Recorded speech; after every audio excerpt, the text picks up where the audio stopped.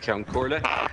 Tanaiste, your government, it has to be said, has been bedevilled by crisis after crisis in the health services, and indeed those crises have had a real impact on patients up and down the length and breadth of the country. Mr. Rabbit may think it's a matter of hilarity, but for the people who have had negative experiences within the health service, it hasn't in fact been a matter of fun.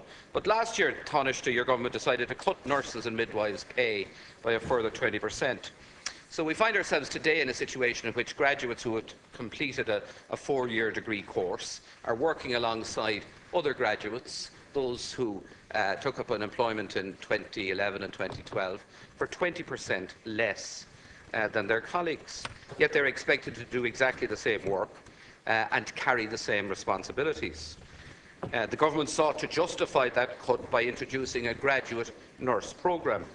And the scheme, which might be described by some as a scam, is totally unfair to the newly qualified nurses and midwives. And we find as a result that they are now emigrating to the UK and to other places around the world, while at the same time the HSE is out there trying to recruit on the international stage nurses to come in and take up positions in this country.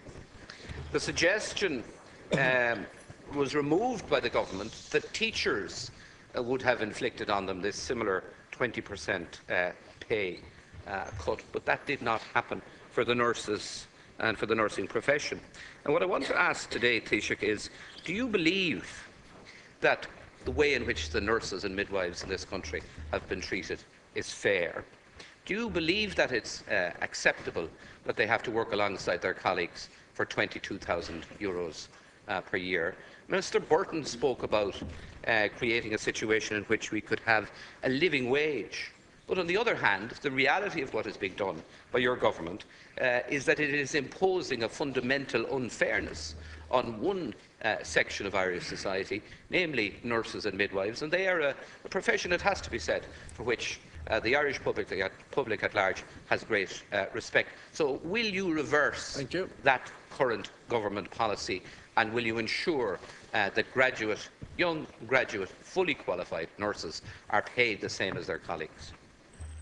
Tanaiste. Deputy O'Farrell, the hypocrisy of Fianna Fáil knows no bounds. When you were in government twice, you unilaterally cut the pay of people who work in our public services without buy, leave or agreement from anybody. This government, by contrast, engaged in negotiations with the trade unions representing staffs who work in our public services, including the staffs who work in our health services, and agreed with the trade unions a formula for the management of public service pay over the course of the next number of years. All of the trade unions in the public services, including those in the health services and the nursing unions, have agreed to that arrangement and to the way in which pay is to be managed in the public service. So what you have now in our health services is you have a pay regime which is an agreed one with the trade unions. It's covered by the Haddington Road Agreement. That covers all aspects of the management of pay within the public services. And in relation to the issue of recruitment of staffs in the health services, we have in fact in the course of this year recruited an additional 260 people for primary care teams. They include 52 speech and language therapists, 72 public health nurses, a number of general nurses, occupational therapists and physiotherapists. So even within the limitations of very difficult financial circumstances, the HSE has again begun the recruitment of staffs to support our health services and to deliver the health services that we need in this country. Deputy O'Farrell.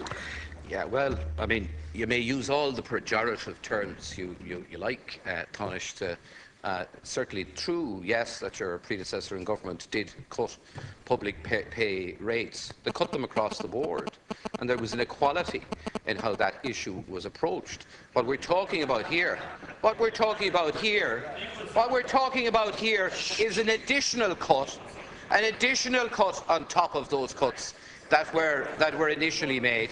What we're talking about is young nurses and midwives being singled out for particular attention by your government. I wonder, would you go outside the gate this afternoon and talk to those nurses and midwives who will protest about the circumstances in which they find themselves?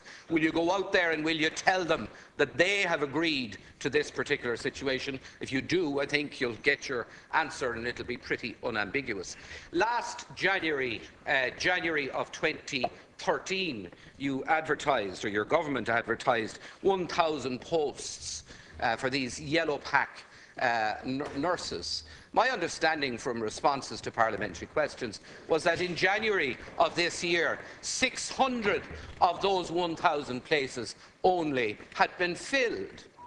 Why then, Tanaiste, can you tell me, is it that the positions which are on offer have not been taken up? Why is it that only a little over half of those positions available have been availed of by graduate nurses? Thank you. Tanaiste. Well, as I said, the issue of pay for nurses is an issue that was the subject of negotiation and agreement with the trade unions representing nurses.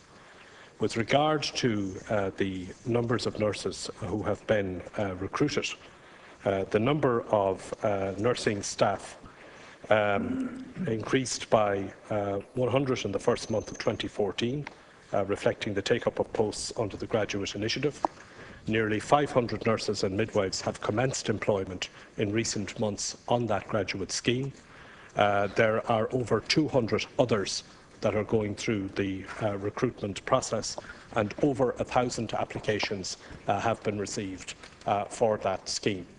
So I think, in fairness, we need to take on board a number of things. First of all, the issue of pay has been the subject of agreement, and I think that is to be welcomed. Secondly, we are recruiting at a time when we saw quite significant declines in the numbers of nurses who were employed in the system. And I can remind you of going back to 2010, when 2,500 nurses taken out of the system, 2011 another 3,000. We are now seeing recruitment again of nurses in the health service. That is a good thing to be taking place. Thank you. It is being done subject to the agreements that have been reached, and that too is a good thing. Thank you. Deputy MacDonald. Tanaiste, the Rehab Group is in receipt of in excess of €83 million of public funds, and the group and its enterprises enjoys the benefits of charitable status in this state. Last week, Angela Cairns, the current CEO of Rehab, appeared before the Public Accounts Committee. At that meeting, she refused to reveal details of the pay levels of senior executives within Rehab. When she was pressed, she made a commitment that within the following days of the meeting that she would in fact put that information on the public record. We find ourselves a week on and Ms Cairns still has failed, and Rehab has failed to make that information public. In the course of the same week, I myself have had much correspondence. One piece of correspondence came from a young woman who is on a rehabilitative training programme of Rehab. She had no difficulty sending to me her pay slip. I have it here with me in the chamber. This young person receives an income of €31.80 per week. She has deducted from it travel expenses of €15. And as her pay slip that I have in front of me reflects, her net income is €16.80. This person had no difficulty and has no difficulty with their income being publicly known. So can I ask you, Tanaiste, to join with me and with the Public Accounts Committee in insisting that Rehab and Angela Cairns make public full information in respect of the payments to their senior executives. At the meeting last week, Tanaiste, Mr. Frank Flannery, a former CEO and acting member of the board of Rehab, was invited to attend the meeting. He didn't show up. Mr. Flannery will be invited again to attend the Public Accounts Committee and to make himself available to give us the information and answer the questions that we have. So can I ask you, Tanaiste, to join with me, the Public Accounts Committee and indeed the Taoiseach in saying to Mr. Flannery that he should attend the Public Accounts Committee at the earliest possible opportunity. Thank you. Tanaiste. First of all, I have no hesitation at all in saying that the pay of senior executives in Rehab and indeed in any other organisation that is funded by the state through the HSE should be made public. Indeed, the government's, I suppose in a way, why we are discussing this issue is because the government took an initiative on this. The Minister for Health, conscious of the fact that a large number of organisations receive substantial amounts of state funding for the delivery of services, conscious also of the policy that the government has pursued generally in respect of public service pay, undertook an audit of the Section 38 and Section 39 organisations, which is what has put this issue on the agenda in the first place. And yes, I do believe that the pay of senior executives in organisations like Rehab should be publicly available. I think if they're in receipt of state funding, why not? Secondly, in respect of the invitation to Mr. Flannery to attend the Public Accounts Committee, I believe he should attend the Public Accounts Committee, and I would encourage him to do so.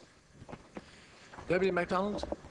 Thank you for those responses, Tanaiste. And I think it's very clear at this stage that members of the Dáil, indeed members of the Oireachtas, are of one mind on this issue, whether we are on government or opposition benches. And we are all absolutely insistent at this stage that full details in respect of payments to Rehab executives must be made public without any further delay. And I very much welcome the fact, Tanaiste, that you, along with members of our committee, are sending that message on behalf of the Oireachtas and on behalf of the government to the current CEO, to the former CEO, and indeed to the entirety of Rehab. I hope that they will respond in kind. We've been faced with a situation where an organisation in receipt of very substantial public monies and enjoying charitable status has thumbed its nose at the general public, at its volunteers, at its donors. I very much hope that those same people will not show the same disregard to the government of this state, to the elected members of this House. And I hope that Ms Cairns very speedily and her colleagues in Rehab will finally and fully disclose the pay rates of senior executives. In relation to Mr Flannery, Tanaiste, can I ask you, because you've made your position clear and we are of one mind on this issue also, Mr Flannery must appear before the Public Accounts Committee. He has an absolute obligation to do so. Can I ask you, Tanaiste, that you will make that known to the Taoiseach and your Cabinet colleagues, and if necessary, that you will make direct contact with Mr Flannery. I hope that that won't be necessary, but in the event that it is, given the seriousness of this situation and given the track record of this organisation in disregarding any form of public accountability, I would like to think that should it prove necessary, that neither you, Tanaiste, nor the Taoiseach will shy away from having that conversation and correspondence with Mr Flannery. Tanaiste. Well, I think first of all, I think there are two issues here. First of all, there's the, I think, obligation that organisations that are receiving substantial taxpayers' money from the state for the delivery of service have to be fully transparent and accountable. And I believe that that should be the case. Secondly, I think there is also the issue of the very good work that organisations like Rehab do, many of the other charities that have been in the public domain in respect of issues around salaries and all of that over the past number of months.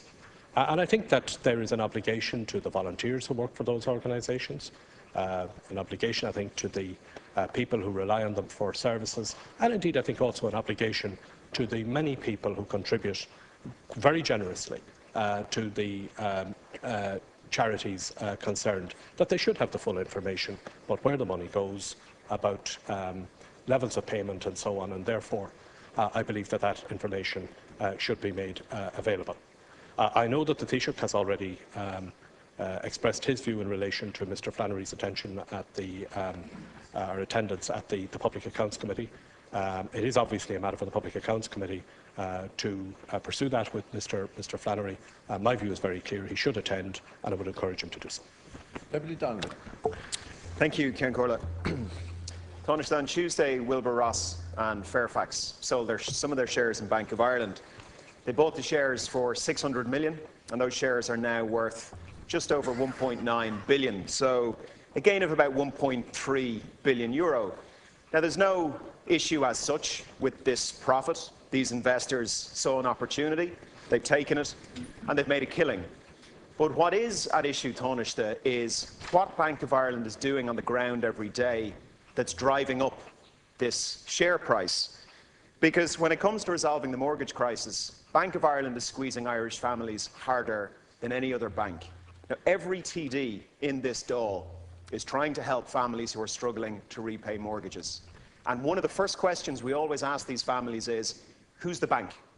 Because we know that if the bank happens to be Bank of Ireland, then the chances of these families having a successful outcome is much less.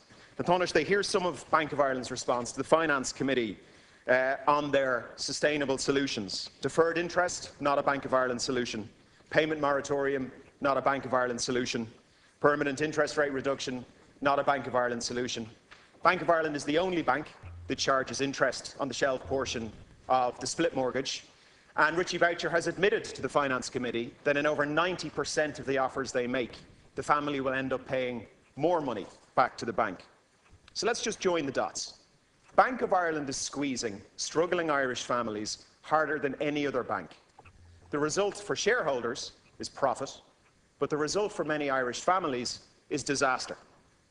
For many families, Tanaiste, struggling to pay their mortgage, the difference between financial recovery and financial ruin is whether or not they bank with Bank of Ireland. Now, in your speech on Tuesday, Tanaiste, you laid out 4 principles that we should act by. Sustainable prosperity, shared prosperity, a threshold of decency, and openness and transparency. And I wholeheartedly agree with all 4 of those principles. Please. Thank you. But I put it to you, Taoiseach, that by standing idly by and allowing Bank of Ireland do what it continues to do, you are violating your own principles. The government could solve this problem very simply by providing a standardised set of solutions to be used by all banks. So my question, Tanaiste, is this. Will you continue to allow Bank of Ireland continue to squeeze Irish families, or will you stand by those excellent principles and insist on a standard set of solutions for all families looking to resolve their mortgages and apply fairness and consistency? Thank you. Tanaiste.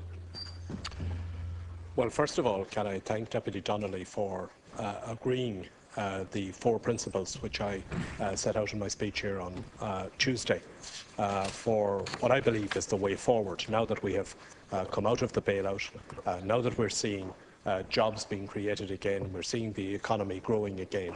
I think that we do have to look now over the next couple of years about the question of for whom is this recovery, because as I said on Tuesday, as far as I'm concerned, as far as the government is concerned, recovery is not just about getting the numbers right, it's about making sure that recovery becomes real for people.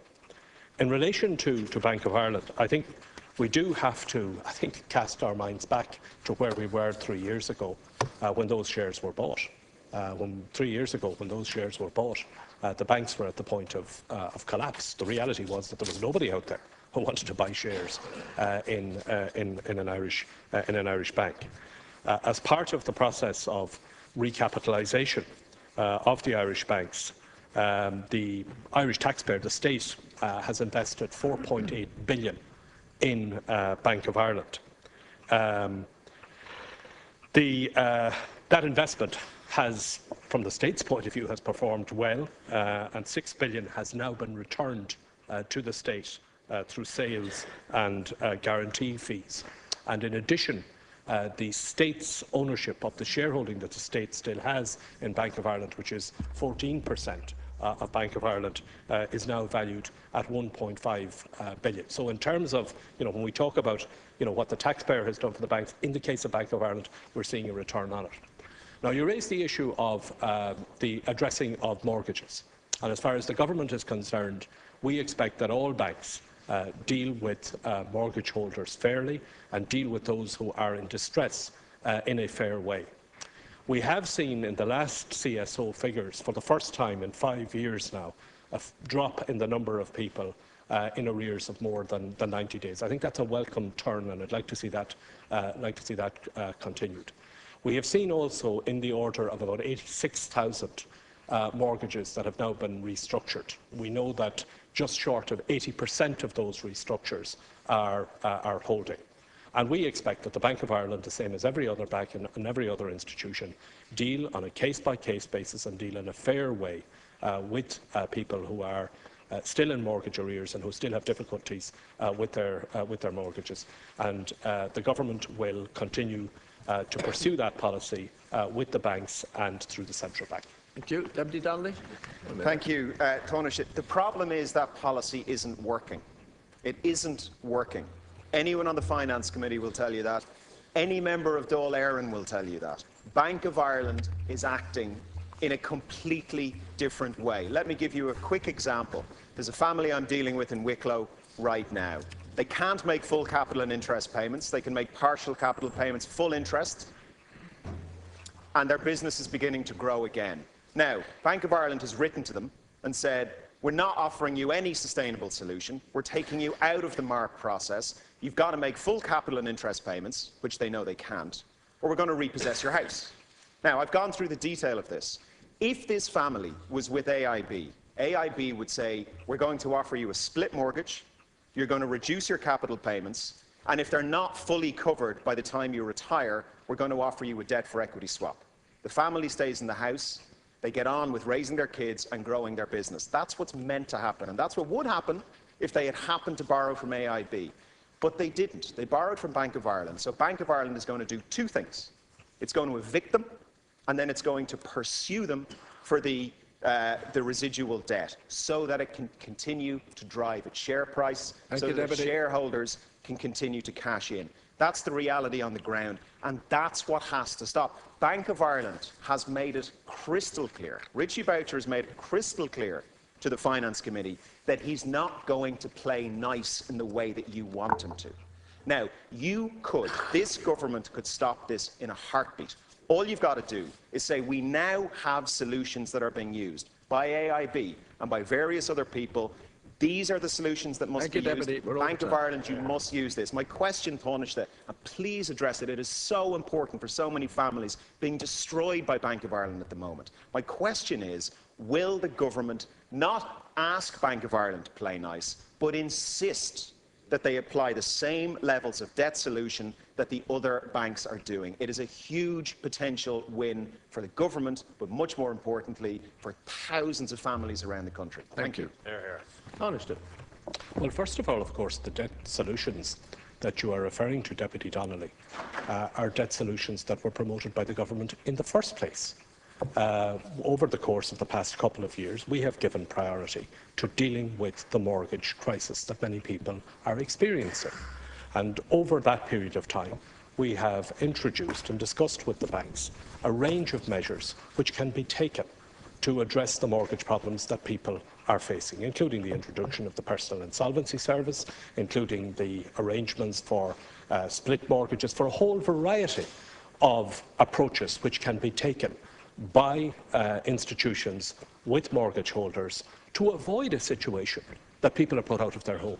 We made it very clear from the very beginning of this crisis that the one thing that we wanted to avoid was people losing their homes. And in fact, I expressed on a number of occasions that in many ways, I think during the period of the recession, probably the biggest fear that people had, families had, was that they would, not so much that they'd lose the job or the business, but that they'd lose their home.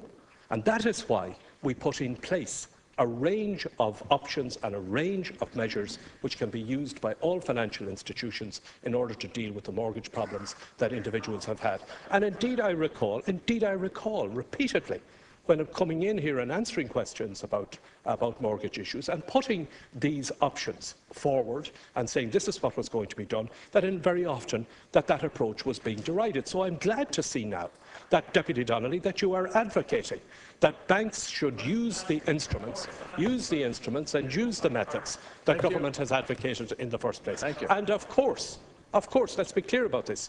Bank of Ireland should use those options the same as every other financial institution. Thank you. That completes Leaders'